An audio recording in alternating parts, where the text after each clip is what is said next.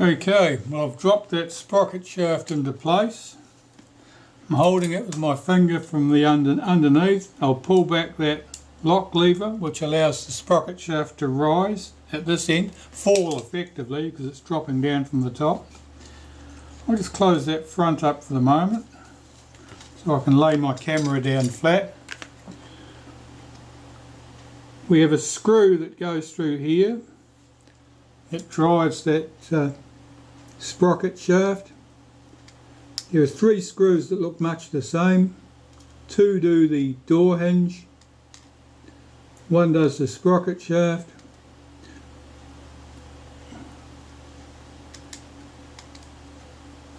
We will use this one. On this model, I think those screws are the same.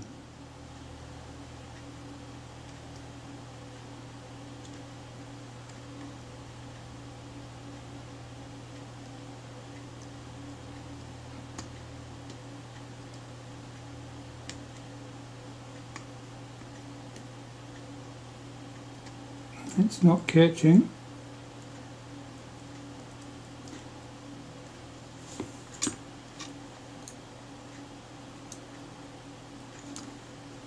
Something's not happening. Yeah, the hole is lined up.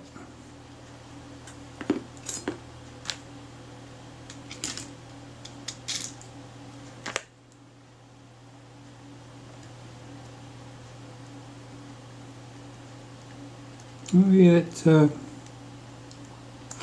screw was a very neat fit. It wasn't stripped, it wasn't the wrong size, but it was certainly a snug fit. It went in with more reluctance than is normal.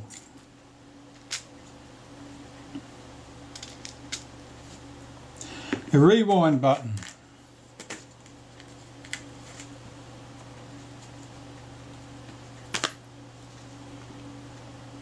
Put a little bit of synthetic grease on the shaft of that rewind button, not on the thread, on the smooth part of the shaft.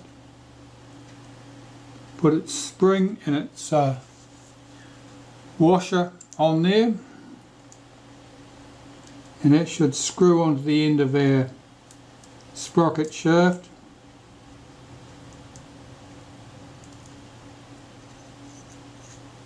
Should do.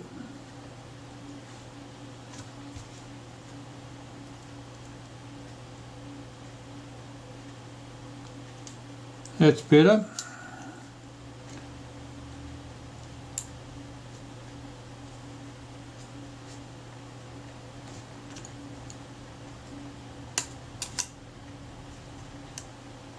Just checking that's correctly in position, and it is, and then I can nip that up tight.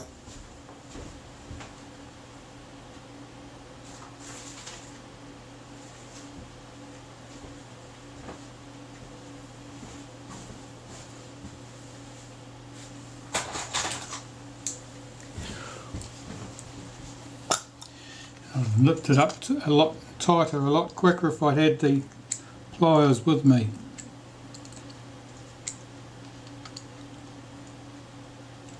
That's better. Check that that's working. Feels right. Is that snug? Yes. Okay. So we have our Film Advance components together there, but we've got no tension on its return.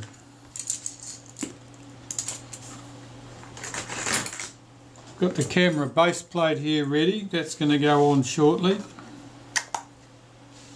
So I need to wind some tension on the Film Advance before I put the base plate in place. So I'm swinging my lock lever to one side.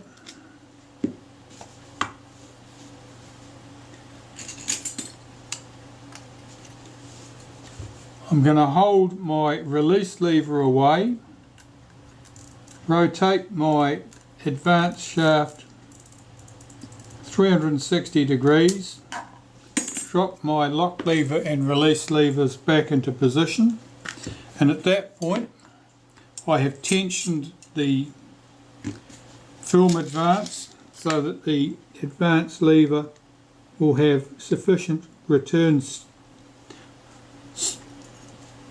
spring tension and will return to the park position correctly.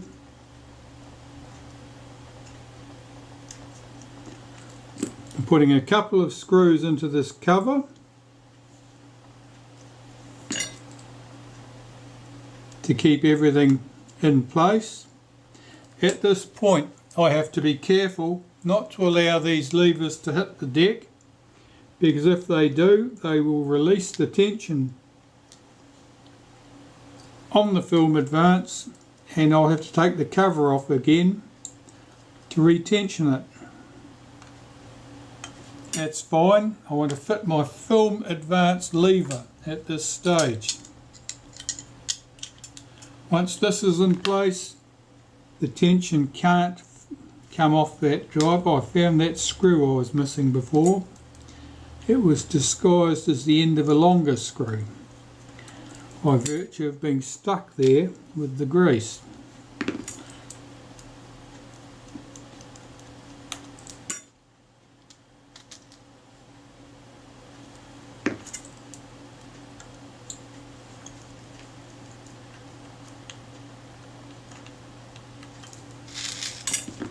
Right, so I'm checking the action of the film advance now.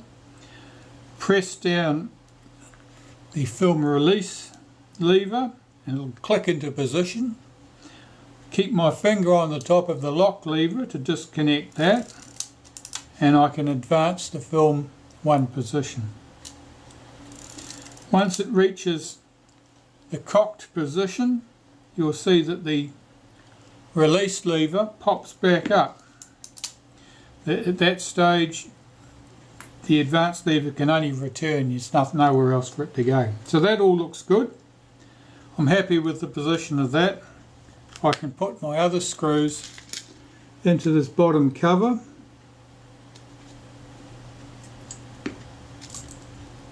There's a hole in the bottom cover that allows me to get to the hinge pin hole for the front door, so I don't need to take this cover off to get to that hinge pin when we come to fit the front door.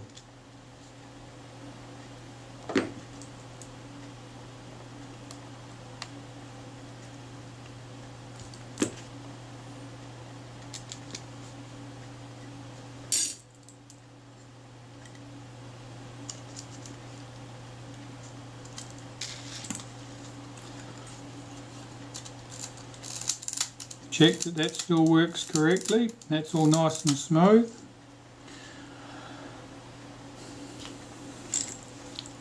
I'm going to snug up these two screws here and here. Zoom you in a bit. You can hardly see what I'm doing. Going to snug up these two screws. And I've just removed the rubber band from the top of my shutter release, so I want to be very careful not to displace anything. The chrome trim can go on.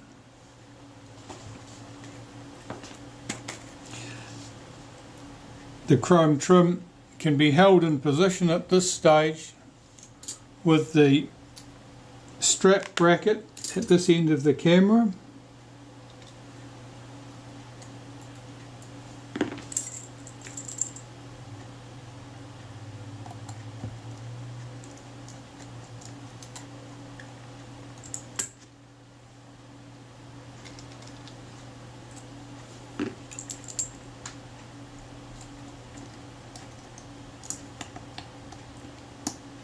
That'll keep that in place. Right, I can hook my rubber band back in place right round that strap bracket so it's much more secure. I'm not in danger of losing it. Now the shutter cocking rack. Now we have a nice new one because the original one was buggered. So you'll put the new one in place.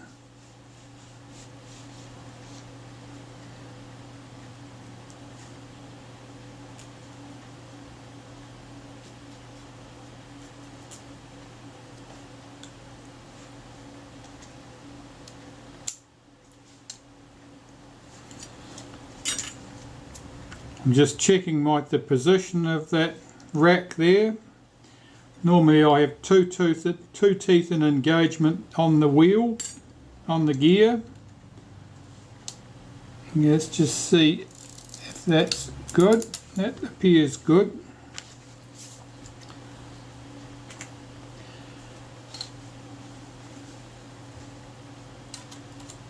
This bracket holds the rack down in position.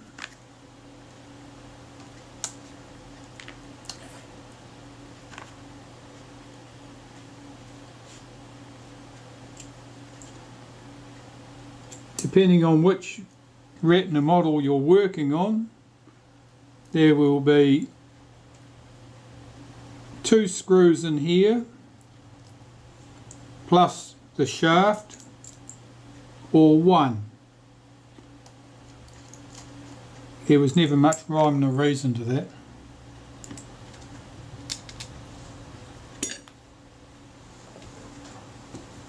And the shaft is the post that the film release button runs on.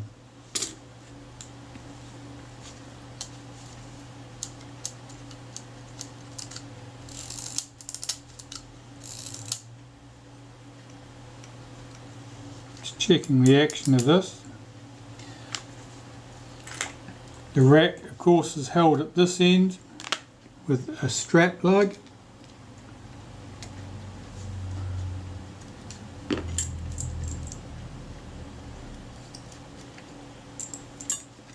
What you will often find is that the rack does not run as smoothly as it should do if the strap lug or this other strap are done down tight. And with a bit of experimenting you can find out which one is causing the trouble, and you put a little shim under them to lift them up. If they're causing drag like that, you can see the film advance is stuck out. There's too much drag at one point here. So I'll loosen those 2 screws up.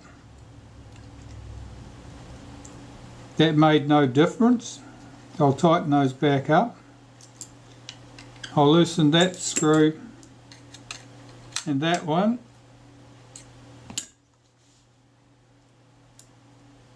That's not it. It's got to be at this end. Slacken those 2 screws up again.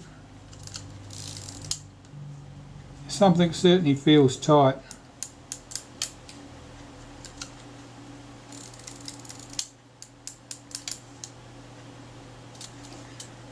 Let me tighten those down again. That one, and that one. Watch closely. The gear and the rack are being held in very firm contact at this point. I think that's where our stiffness lies. I'll remove this bracket.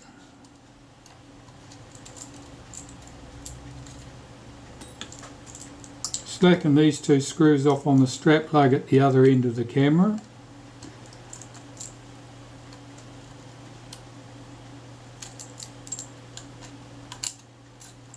I want to expose this screw and loosen them.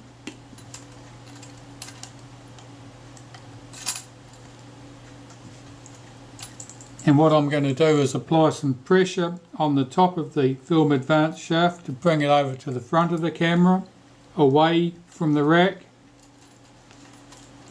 Retighten those screws. Retighten the ones on the strap lug at the back for good measure.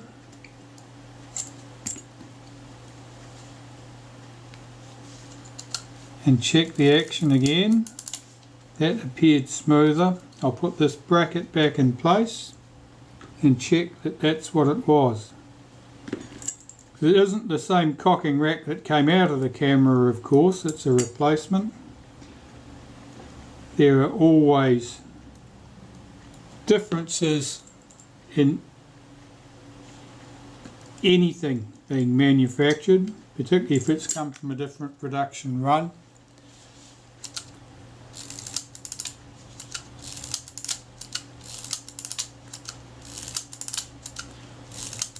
The action of the film advance now is good. It returns to the rest position under its own steam without any problem. There's no undue drag. So what I've done effectively is create some space between the rack and the gear at this point, or possibly more accurately you say that they were under preload and now they're not under preload.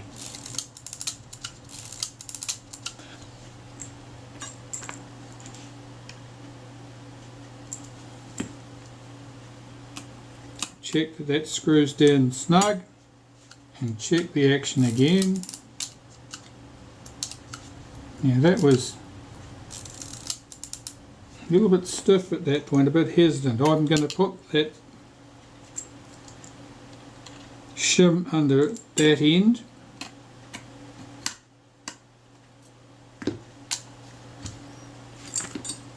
And we'll see if that makes the difference.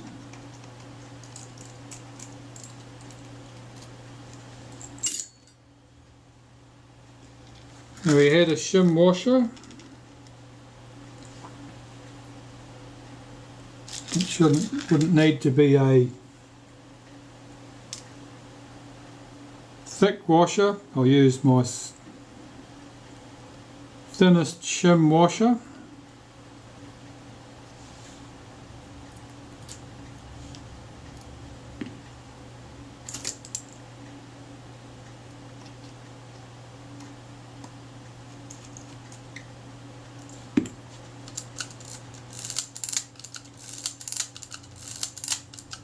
Yeah, that certainly made a difference. Just changes the way it feels, the action.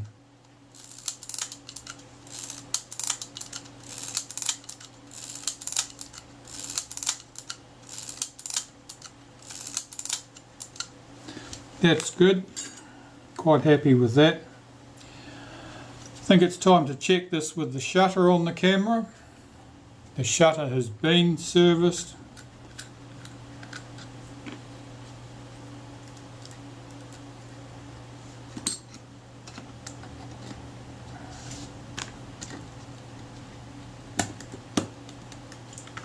Drops into place.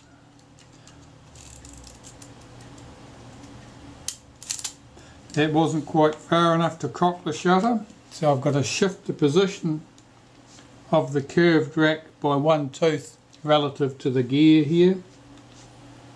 Advance it.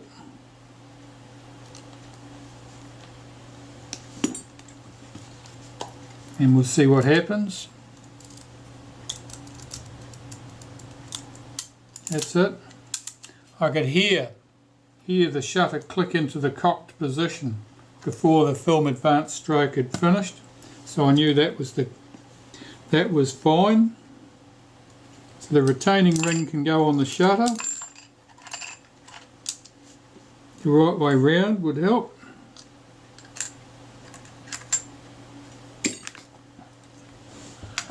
And I'll screw that down.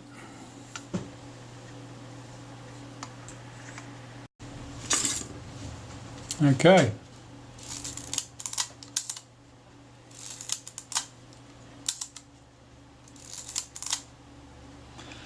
As you can probably hear, that shutter's working well.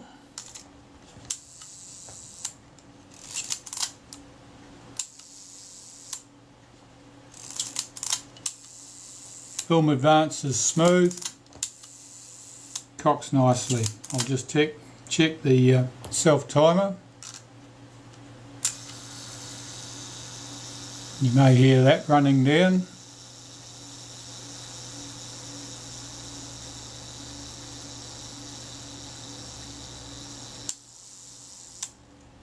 There we go.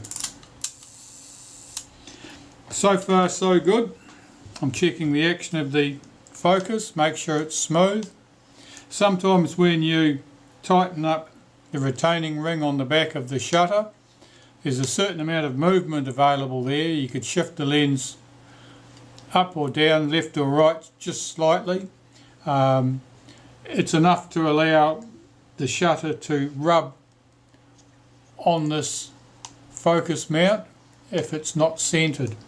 So if you do tighten it up and it seems to be stiff at one particular point, often you identify which direction you need to move it, apply your thumbs to it, give it a good push, and it'll just shift that shutter across slightly so it's no longer rubbing. But that feels good.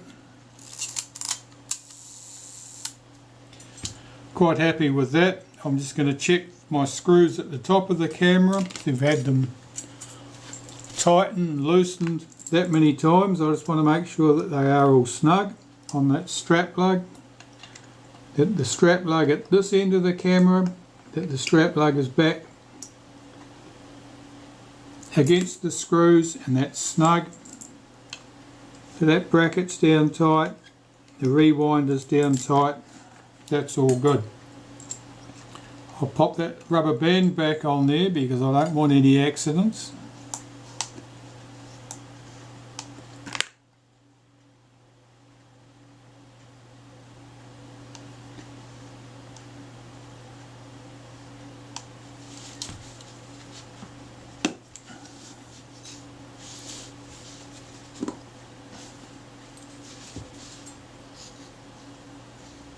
Yeah, I can just feel that focus ring is just contacting that shutter somewhere here.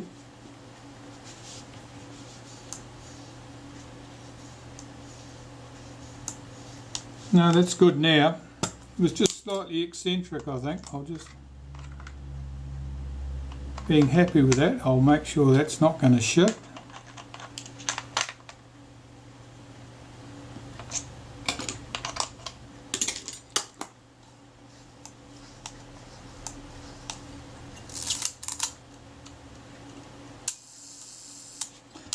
Yeah, there's an adjustment we can make at this point, and that's to adjust the position at which the film advance is released and which the shutter fires. So I'm pressing down lightly on the shutter release and I'm feeling and listening for a click. Now the shutter released there, but the film advance has not released. So it tells me that I need to unscrew this adjustment screw slightly to advance the point at which the film release works. I'll do it again. I heard a click that time. That is almost certainly the film release working through its release point. And it did release that time. I can hear a click. Here's a click. There's two stages.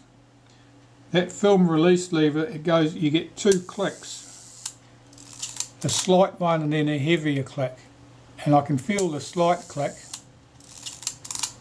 before the shutter fires. So we're at just the right point there. This is an important adjustment for people who use cameras as they were taught to use them, by gently squeezing the shutter, not jerking it, and you'll get the good result. If you're a heavy-handed user like me and like lots of other people, you just press the shutter down until the shutter button no longer moves downwards, in which case it doesn't matter about the adjustment, you'll get the same result each time regardless. That's good, I'm happy with that. I think it's time to fit the front door. Now to do that, I've got to fit the return spring in for my film for the shutter release. So I'm going to collapse the front of the camera, which will stop these components getting away. I'll prop that up so you can see that in the light. And see if I can get that spring in. Yeah, you can probably just about see that there.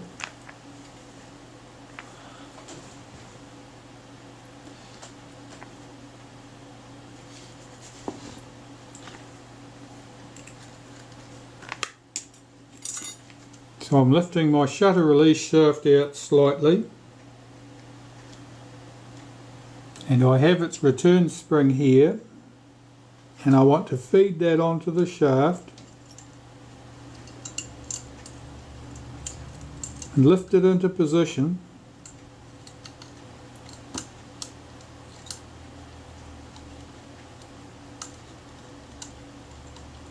That's it. And that spring helps return the shutter release components, and which is a very useful thing.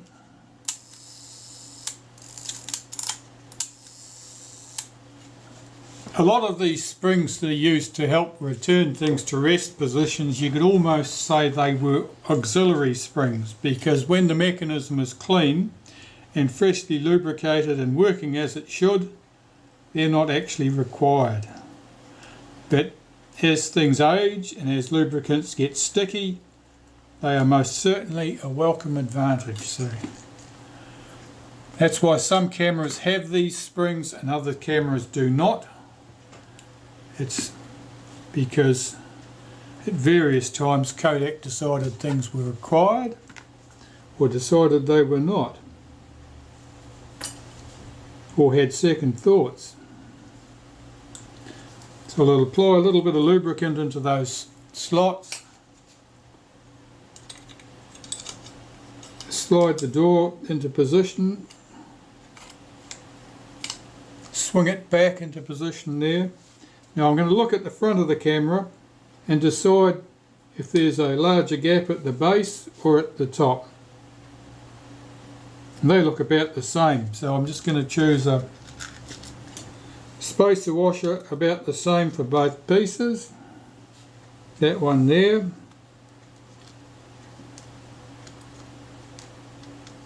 If I've got another one the same, I may not. I'll put two of the lighter ones together. That's that one.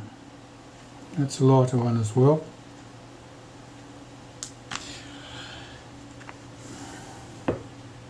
I'll put the two lighter washers, finer washers together at the top, and I choose to put the two washers together first because it's harder to line up two washers than it is one washer.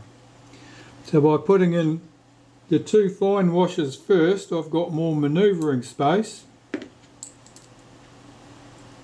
and when I put the single thicker washer in place at the bottom of the camera, I'll have the advantage that I'm only putting in one washer.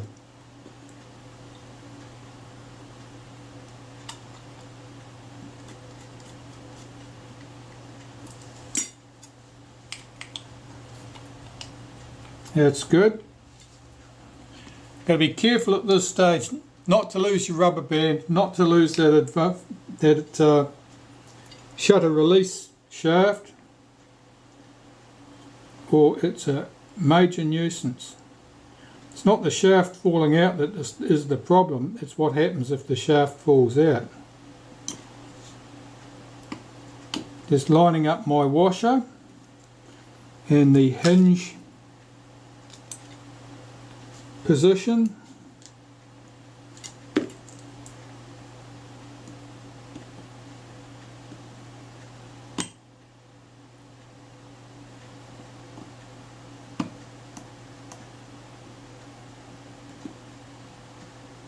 That's it.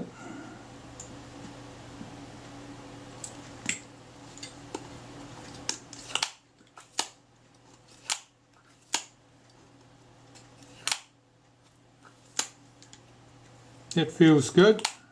It's a snug, positive fit.